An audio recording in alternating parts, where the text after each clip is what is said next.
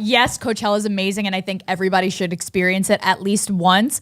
But there's always like my friends that are just like, oh, you're so lucky you get to go. And I kind of make them feel better, and I explain how it really is. We should just explain, like, not talk shit on it, but the stuff that nobody talks about, like how filthy it is, like dusty and like, and windy. It's inconvenience. Your patience is tested constantly there. Yes. And it looks glamorized on social media, and I think that's what people go there to do. Right. Like, we all posted like our outfits and how fun it is and stuff. But even going if you're there, every single person is just anxiety ridden, to the roof. And being there, it makes you realize how much you need a VIP ticket and how much you need like that, like more expensive pass, because the lines to get food, the lines to get water, the Even lines for a bathroom. It's not comfortable. You're not going there to relax at all. Right. Yes. It's not relaxing at all. And the most stressful part, I think, is getting to and from the festival. Yeah, that's it. There's our very first day that we went,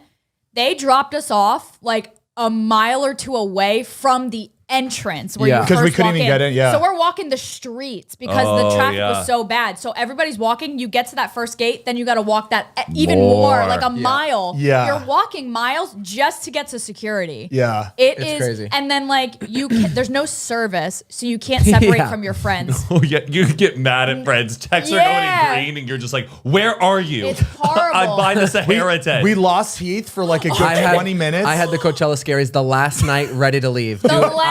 Literally 10 minutes of us leaving. I was about to sit down and cry. It becomes like a horror movie because your friends just start dropping off one by one. It's like, where did they go? Did they go? Because it's not like you can just get out and like leave. It is a whole like when you lose your friends, not only you're going to try to find them for an hour and a half, and you're still not going to find them because there's 500,000 people. And they're all mobbing towards the exit, and you're like, where is everybody? And then you got to play that game where you got to get in your friend's brain. You're like, okay, if I'm lost, where would they go? Where would they think that I'm going to go? I turned into like a dad at Disneyland. I'm like, all right, gang, we're sticking together. Follow my hand. You guys. But you somehow, like, even when everybody looks at each other, it's like, we cannot separate. You turn around, walk 5 seconds later, you turn around, everybody. I felt like we were in Jurassic Park. Yeah. Like when we lost Heath, the whole group was together except for Heath, and we were freaking out, and I turned around to go back into the crowd, and Scott grabbed me. He's like, don't go back in there.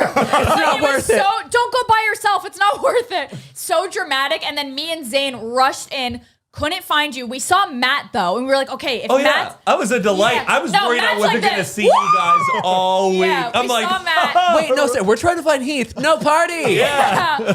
So we made it back down to where our spot was because we saw Matt. We knew that we were just standing there, and you weren't there. I said, okay, he would definitely.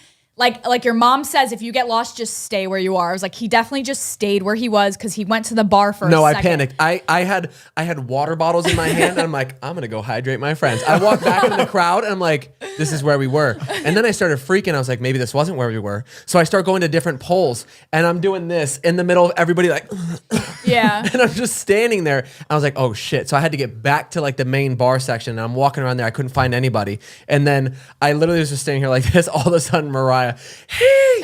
And I was like, yes, I'm safe. Yeah, that was crazy. You sober up real quick when that shit happens. Yeah, I think the least that they can do, so at Coachella, there's all these light poles, and they are labeled like E3. Not illuminated D3, though. But the's no light on them, so you can't see unless what you they walk are. up to it. I said the least they can do. I was like planning the whole like. You're gonna send a letter to Coachella, right? Yeah. Like consultant. Like there's a lot of fences like blocking VIP entrance, food, like things like that. They could at least color code them. The poles could be painted a different color, like a neon strip, something, because you're like, go to D3, but go to the first D3 by VIP down by the fence, the white fence. I'm like, they're all white. We're all down by the, like. Context clues. Give us something to help us. It could be so much better. I will say I know exactly what I'm doing next year. Did you see the people walking around like anglerfish? It's the most brilliant thing. Oh, this thing. It was like an 8-foot pole with a lantern on top. But who's carrying that shit the whole time? I'll fucking do it. I'm not getting It lost looked again. like a fishing pole. It's like when you're Oh, I at think the it's a camping rod, and then you buckle it down, and then when you get in there, you. And when you lose your fasten friend, you go, I got you. And you fucking cast All you got got to do is just look for the light 10 feet above everybody. Yeah. It's like the supermarket carts that have the obnoxious pole. Yeah. You can see Yeah. it through the aisle. Yeah. Genius, though. Did y'all True. lose anything? Lose any wallets? Any No. phones? No, Nothing. but Nothing. everyone Thank God. I think we knew like one person in each group that Lost Lost a her phone. phone. Yeah. Patricia and I, we had this moment where she's like, I want to get closer for Harry. I'm like, okay, I'm following you. You want to get to the spot you want to go to. Let's do it. We're walking. She goes, where's my phone? And I'm like, my heart sinks. Like, cause we're like in the thick of it with all these people. And I'm like, are you fucking kidding me? But like, I'm holding my patience. It's not the end of the world. I have my girlfriend with me. Like, I'm not going to leave her now. But I'm like, okay, let's look for this phone. Oh, no. We're looking, and in my head, I'm like, this is the beginning of a lot of inconvenience, Yeah. And then sure enough, she finds it. And it was Where? like on the ground. So lucky. Like we had already probably been walking like a good minute. And she was like, I think I probably lost it around here. God. Oh, Found man. it. But what's kind of crazy little story. We were all like standing as a group watching Meg Stallion. Connor Wood goes, hey, I found some girl's driver's license right here. And we're like, oh shit. Well, wait, she's not in our group. This girl's name was Holly. And he was like, oh, maybe I should go take it back to like Lost and Found. And I go, no, wait a second. Cause I love a good little hunt. Yeah.